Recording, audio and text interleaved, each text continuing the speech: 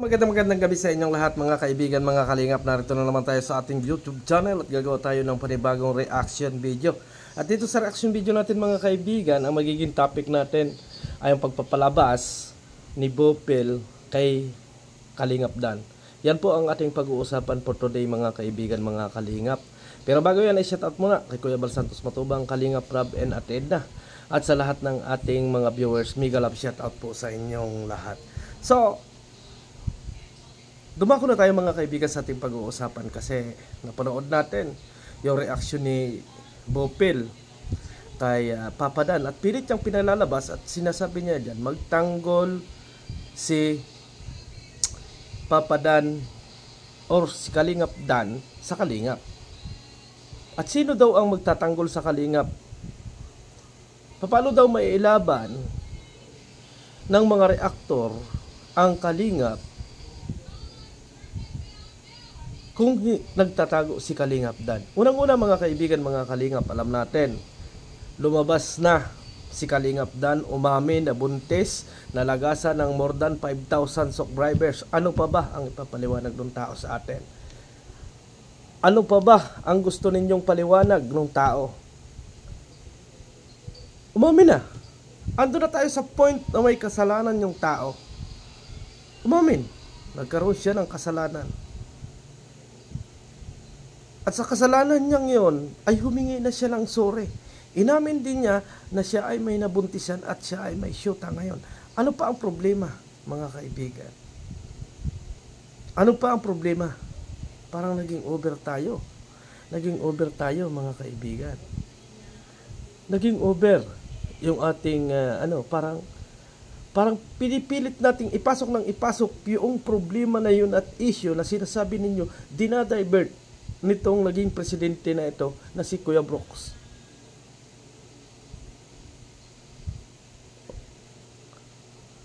Diba, ang unang nag-live ay si Kalingap Rob. Ang sabi, stop na muna kay Dan. Diba? Yun ang nangyari. Na-stop kay Dan. Ngayon, itong Team Brooks gumawa, naging presidente. Presidente sila. Nagsalita si Brooks about doon sa kanyang mga roles at sinabi rin doon kung ano yung dapat niyang gawin. At lahat halos naman tayo mga kaibigan ay pinaringgan ni Kuya Brooks, mga kaibigan. Ang punto ko dito mga kaibigan, pinadapa na natin ang husay na pinadapa na natin si Kalingap Dan. Need pa ba natin na padapain palalo? Ano ba talaga ang gusto natin na panghihingi ng sorry ni Kalingap Dan? Inamin na ng tao. Totally, kung iisipin natin, tapos na. Kasi ang hinahabol lang naman natin at hinahabol ng mga viewers ay ang umamin si Kalingap Dan. Diba? Umamin na. So totally tapos na yun. Sana. Tapos na sana mga kaibigan. Ay dahil nga mga kaibigan, sa akala natin ay dinadivert yung usapin ng pagiging presidente ni Kuya Brooks doon sa usapin ni Dan. Akala natin yung pagiging presidente nung isa na sinasabi nga nila na hindi pa na-appoint ni Kuya Bal Santos Matubang, ay kung hinayaan natin yan, bahala kayo diyong content creator ba yan? Oh, di ba? Doon ba sa mga ginagawa ni Brooks na yon ay na doon pa rin yung pagtatanggol niya kay Kalingap Dan. As in, wala nang pinag-uusapan doon. Kung hindi ang pinag-uusapan doon ay yung pagiging pag-upo niya bilang presidente. Bilang presidente, mga kaibigan.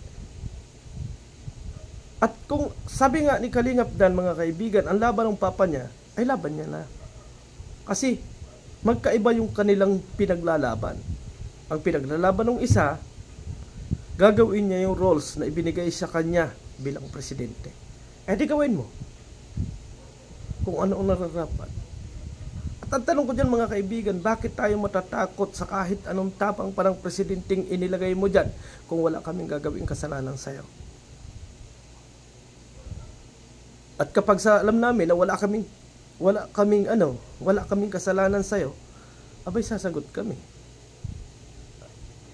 At hindi naman ganun kadali na nagagawin yun. Pero parang naging over tayo kay Papa Dan, mga kaibigan. Naging over tayo.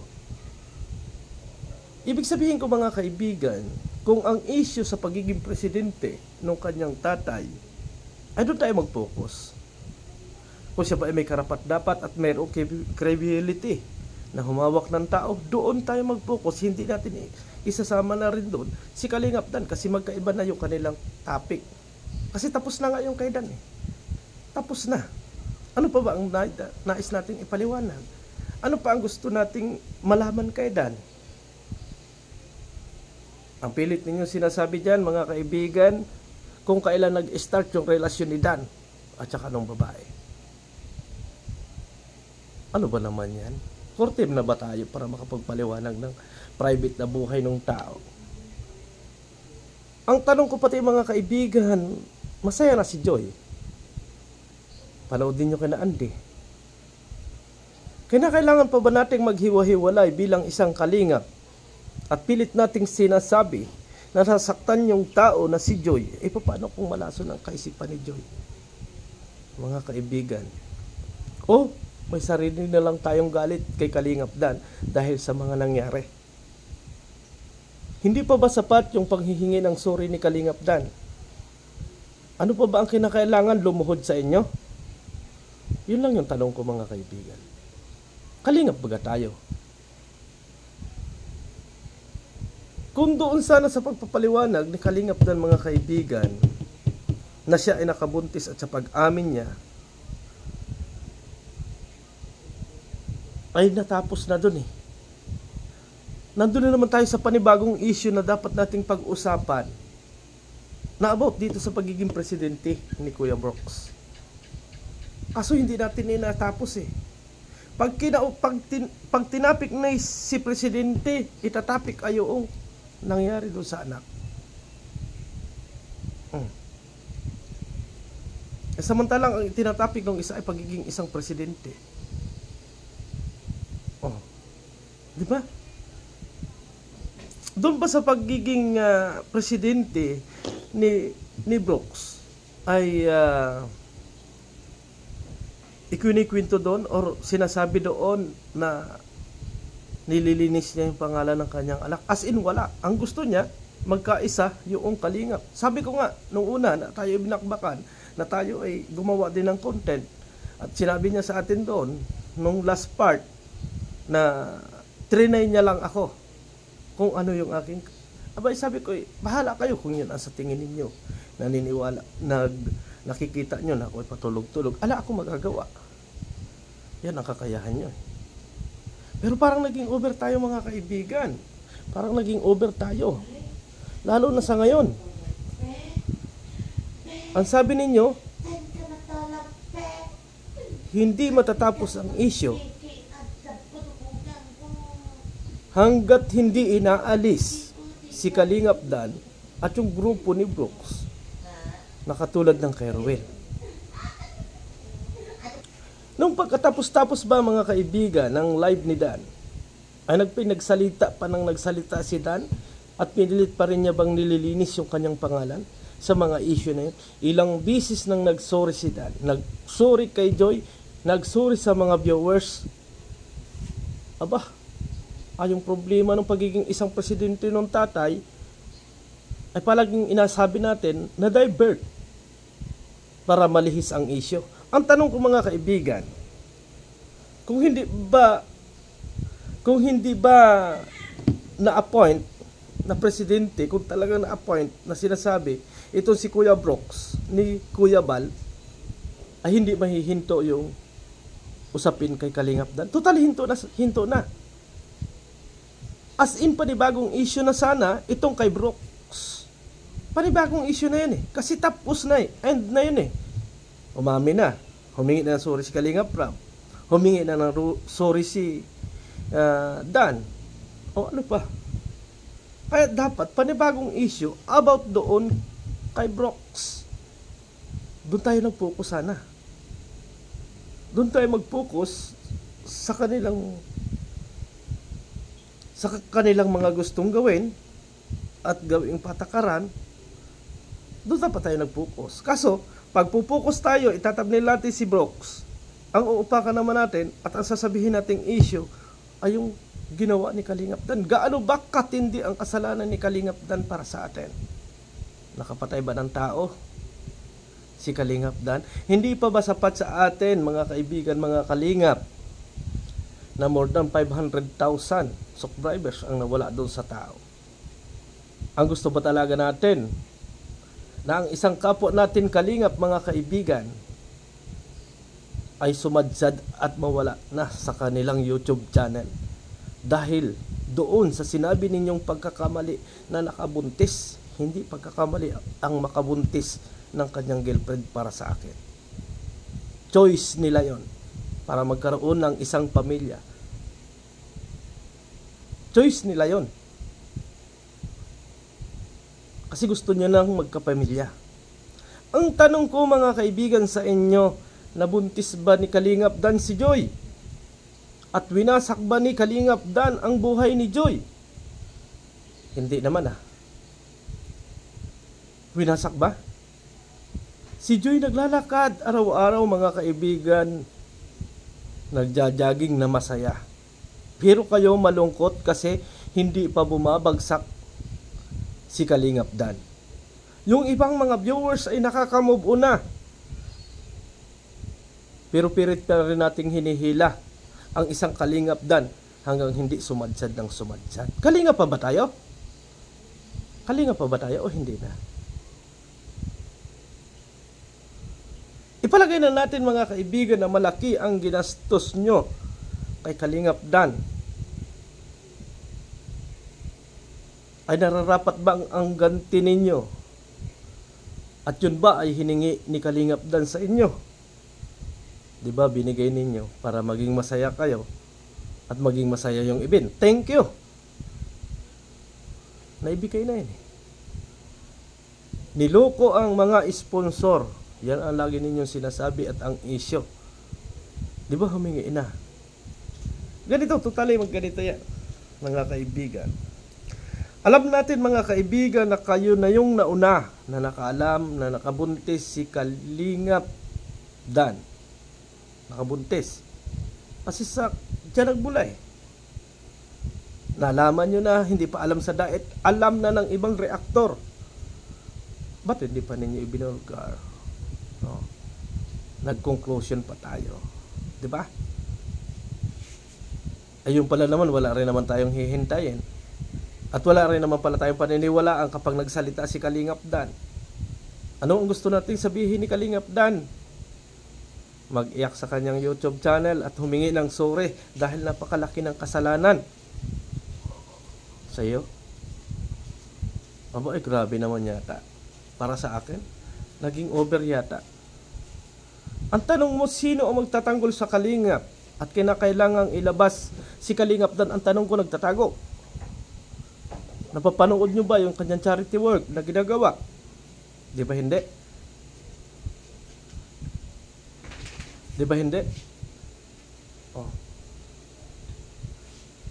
Ay kung gusto pala naman ninyo na gano'n ang gawin, ay ba't hindi kayo magpunta dito, magpakita kayo dito at ipakita ninyo kung gaano katindi ang galit nyo? Yun yung sa akin. Ako, nandito lang ako. Ako, wala akong halos panigan eh. Nagagalit sa akin si Kuya Brooks, nagagalit sa akin yung kabila, okay lang sa akin. Pero parang nagiging over na ang lahat. Nagiging over na, mga kaibigan. Nagiging over. Nagpapasya na kayo or nagpapasya na ilipat. Ay parang kayo na yung founder yata, no? Parang kayo na yung founder. Parang yung ang masusunod na yung gusto ninyo. Gaano ba katigas talaga na kayo dito sa Kalingap? Gaano na ba talaga ang laki ng pundo na ginamit ninyo dito sa Kalingap? Baka naman tayo na overthink lang. Parang nagiging basher na rin tayo, mga kaibigan. Dahil sa sobrang ginagawa natin sa kapwa natin Kalingap. Diba? Uber, mga kaibigan. O ikaw, Kuya Brooks, sige, kung ikaw ang presidente ng mga presidente, gawin mo yung trabaho mo. Gawain mo kung ano yung nararapat na inaata sa'yo. At kung sa tingin namin ay mali, tanggapin mo rin sana yung pagkakamali. Diba? Kasi ganun lang mga kaibigan. Kung may pagkakamali ka, tanggapin mo sa sarili mo na may mali ka. At tulad ng ginawa ni Dan, tinanggap niya at hinarap niya. Ang sabi ninyo mga kaibigan, bakit pa pinatagal? Ay ganun din naman pala eh. Aaminin ng tao na siya ay nakabuntis at magpapamilya na, ay hindi pa rin tayo maniniwala at ang gusto pa ninyo ipaliwanag na mas maayos pa. Ano pang paliwanag baga? Ano pa baga? Ang paliwanag na dapat. Kailangan pa bang magluhod? Si Kalingap Dan umiyak. Hindi pa ba sapat yung mga nangyayari na hanggang sa ngayon ay binabalahura siya ng mga taong nasa labas? Tao pa ba tayo? Kalingap pa ba tayo? Diba? Ang sinasabi nyo, divert. Panibagong issue ng Asana yon eh. Panibagong issue na yon eh. Nagpasalamat ng Asana tayo kasi binigyan na naman tayo ng panibagong content ng mga tao na yon. Kasi tapos na tayo doon sa usapin about kay Brooks, kay kay Dan eh. Kasi nagsalita na si Kalingap Rap. Tapos na. Salita na dyan si Kalingap Rap. Ay, doon tayo magtataping ngayon dito kay Presidente. Kaso lang mga kaibigan, ang nangyayari, dinamay na rin natin. Hinila rin natin ang hinila. Hinila rin natin ang hinila. Ang sabi ninyo, mga kaibigan, kaya nagkaroon ng ganon at nagsimula ay yung nakabuntis si Kalingap Dan. Doon nagsimula. Ang gulo. Di ba nagsalita na si Kalingap Rab at si Kalingap Dan? So nag-end na dapat yon. Umaktibo na naman ito si Kuya Brooks. Siya naman yung naging presidente. Doon dapat tayo mag-focus, hindi na natin hilahin yun. Kasi over na yung pagkatira natin doon sa tao eh. Na-over na sa tingin ko. Kung sa karne, ayun ay durug na. At kung sa isda mga kaibigan, eh kahit pretuhin na ay hindi na kayang iprito. Dahil sa dami ng nag-ansab at sa dami ng nagsasabi ng masasakit sa kanila. Ang tanong ko sa inyo mga kaibigan, kung halimbawa sa inyo dumating ang point na yon,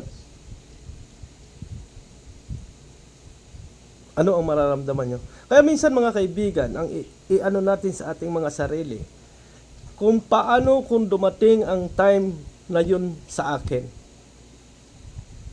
Hindi kasi laging tayo nasa taas. Hindi laging tayo ay nasa tama. Kaya minsan, bigyan din natin ng doubt yung ating mga sarili. Na baka bukas makalawa ay magkaroon din ako ng pagkakamali. Ay paano kung ang pagkakamali ko ay itinulad natin kay Dan na hindi natin matanggap yung kanyang pagsusore. Yung ibang mga viewers, nauunawa na ang nangyari. Pero tayo na mga kalingap ay pilit pa rin nating ibinabagsak ang isang kalingap. Siguro mga kaibigan, mga kalingap, maraming salamat sa inyong panonood dito sa aking reaction video. Ito yung opinion ko lang po.